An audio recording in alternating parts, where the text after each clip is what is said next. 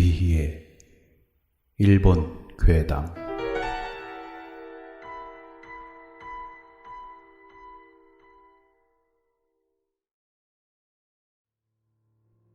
전철에서 만난 남자.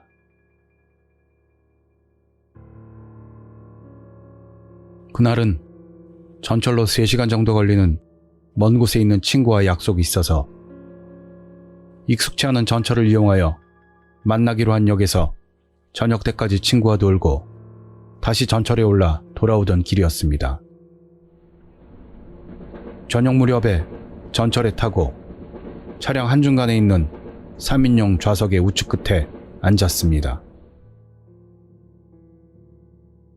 눈에 띄는 특별한 뭐가 있는 것도 없는 시골길을 달리는 전철이라서 주위에 승객들도 띄엄띄엄 있었습니다.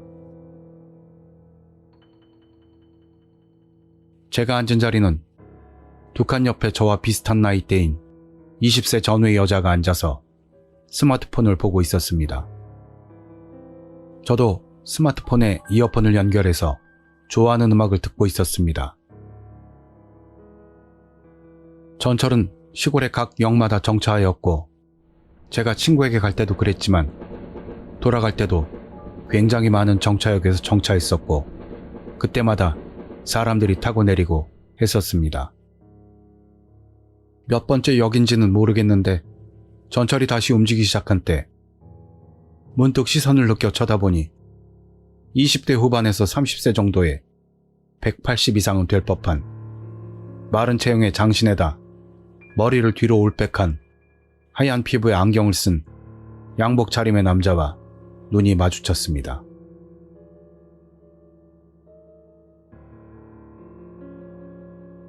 와, 멋지다.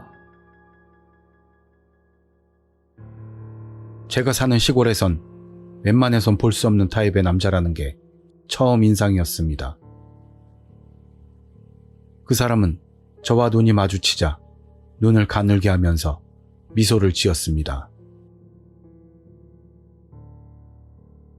그때의 안경 너머의 눈은 정말 그림에서나 보던 활 모양처럼 휘어져서 멋진 미소라고 생각하면서도 그다지 남자에 대한 면역력이 없었던 저는 당황해서 눈을 딴 데로 돌렸습니다. 남자는 그 후에도 나를 쳐다보는 듯한 느낌을 받았지만 기분 탓이겠지 생각하며 듣던 음악에 의식을 집중시켰습니다. 그때 남자는 저에게서 꽤 멀리 떨어진 출입문 근처의 손잡이를 잡고 서 있었습니다. 그리고 전철이 멈추고 나서 사람들이 타고 내린 후 신경이 쓰여 다시 남자 쪽을 바라봤는데 그쪽도 나를 계속 보고 있었는지 눈이 마주쳤습니다. 그런데 아까와 똑같이 미소를 지은 후 조금 아까까지 잡고 있던 손잡이 근처에 있는 좌석에 앉았습니다. 아, 자리가 비어서 저기에 앉는 건가?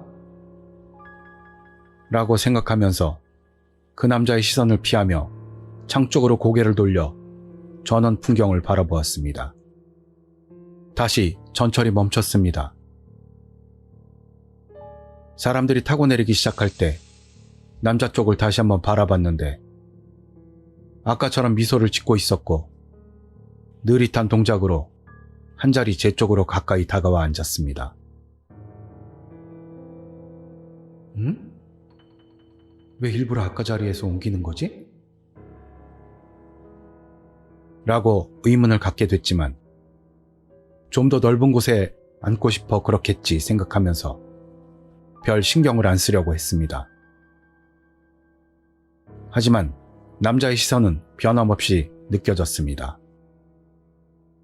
그 뒤에도 전철이 멈출 때마다 남자가 제 쪽으로 좌석을 한 칸씩 움직여와서 점점 무서워지기 시작했습니다. 어떡하지? 나도 저 사람한테서 먼 자리로 움직여야 하나? 하지만 이제 와서 움직이는 것도 부자연스럽고 만일 쫓아오면 그건 더 무섭다고 생각하면서 초조해지기 시작했습니다. 그러나 제 옆에 옆자리에 앉아서 여전히 스마트폰을 보고 있는 여자가 있었기 때문에 의지가 되었습니다. 기분 탓이다, 기분 탓. 신경 쓰지 말자. 신경 쓰지 마. 생각하면서 되도록 남자 쪽을 바라보지 않으려고 했습니다만 저와 남자의 거리는 서서히 좁혀지고 있었고 거기다 한 역에서 전철이 서자 옆에 있던 여자가 내려버리고 맙니다. 낭패다.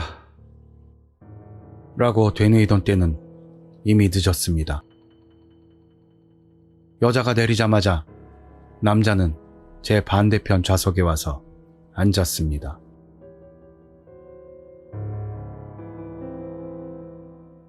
저는 당황해서 눈을 내리깔고 맞은편 남자와 눈이 마주치지 않도록 했습니다.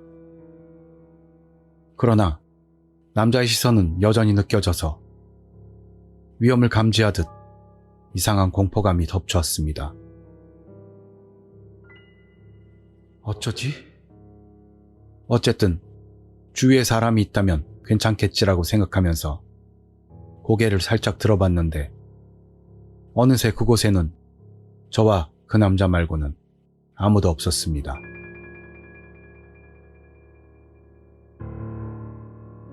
일순, 아까보다 더한 공포감에 휩싸여 지금 바로 도망치고 싶다고 생각했지만 다리가 전혀 움직이질 않습니다. 남자는 맞은편 좌석에 앉아 있었는데 갑자기 구두를 벗더니 좌석의 옆으로 누워 그대로 모델 포즈를 자신 있게 잡기 시작합니다. 웃지도 울지도 못할 상황에 있는 저에게 남자는 여전히 아까의 미소를 보이면서 누워서 다리를 꼬기도 하고 안경을 한 손으로 벗어서 안경 귀걸이를 입에 물거나 하면서 말도 없이 열심히 저에게 자신을 어필합니다. 이미 제 머릿속은 어서 도망가야 한다는 생각만이 가득 차서 다음 역에서 전철이 멈추자 급하게 내렸습니다. 설마 쫓아오지는 않겠지 싶어 뒤를 돌아봤더니 남자가 천천히 몸을 일으킵니다. 쫓아오는구나 싶어 바로 앞에 있는 영무원에게 도움을 청하려고 실례합니다 하고 말을 걸자 남자는 전철을 내리지 않고 조막가까지 제가 앉아있던 자리에 앉았습니다. 그리고 계속해서 저를 바라보며 미소를 지은 채 전철은 출발했습니다. 영문도 모를 공포와 남자가 쫓아서 내리지 않은 것에 안도한 저는 온몸에 힘이 빠지면서 눈물이 쏟아져 나왔습니다. 괜찮습니까? 무슨 일이에요? 치안인가요? 걱정스럽게 물어보는 영무원에게 아니에요. 죄송합니다. 괜찮아요. 라고 답하며 역 벤치에 앉았습니다. 그 후에도 영무원께선 계속 걱정을 하며 뭐라고 말을 걸어주었습니다. 지금 일어난 일을 어떻게 설명해야 할지도 몰랐고 그저 괜찮다고만 연발했습니다. 제가 내렸던 그 역은 물론 목적지도 아니었고 도망치듯 내렸기 때문에 전혀 모르는 장소였습니다.